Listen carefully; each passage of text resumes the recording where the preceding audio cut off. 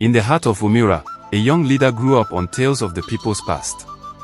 Elders told how his homeland once broke away as the short-lived state of Biafra, only to be crushed in a great war. The injustice of that defeat was still remembered. Outsiders spoke of the region's political and economic marginalization even today. These stories kindled fierce resolve in him. He vowed that if any could save their tribe from oppression, it would be he.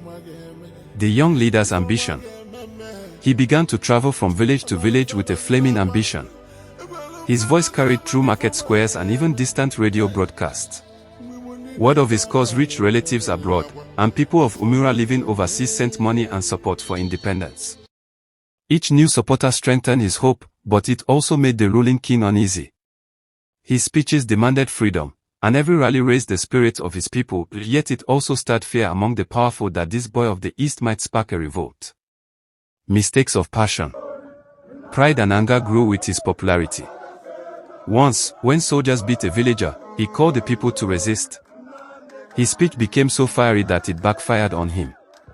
Later he would learn that even the king's court accused him of stirring violent uprisings. In the trial they recounted how his broadcast and orders incited deadly attacks on soldiers and citizens. He had only meant to defend the weak, but in his passion he had made great mistakes that sowed fear among those in power. Betrayed and kidnapped. Fearing capture, he fled to a faraway place. There he hoped to hide until a better moment. But fate had other plans. One moonless night, secret agents of the crown found him. Without warning they seized him, blindfolded him and carried him aboard a ship bound for home. When he awoke, he was in chains on his own soil. By morning, he stood again in Umura, brought back by what his friends called an extraordinary rendition from abroad. He had been kidnapped and returned by force, to face justice on the king's terms. The rusted sign of the Nigerian prison service at Bedegri. Under its shadow, the hero met his fate. The court showed him no mercy. He stood, gaunt but proud, before judges who had been told he was a villain. Evidence was piled high, speeches and promises twisted into charges of terror. When the gavel fell, the verdict was as harsh as it was final, a life imprisonment. His voice was silent forever in that courtroom. Guards then led him under the prison sign in Bedegri. Here he would spend the rest of his days. The man in chains.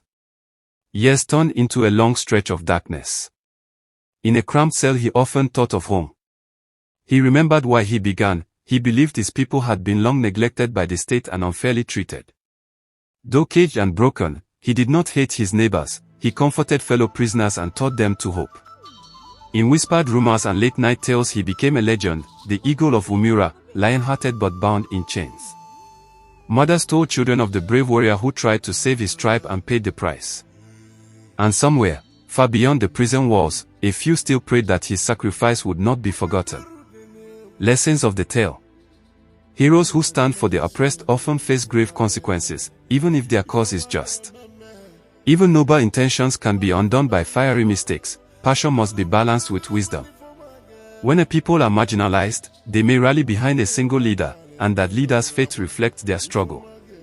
Such stories remind us that hope and humanity can endure even in the darkest places.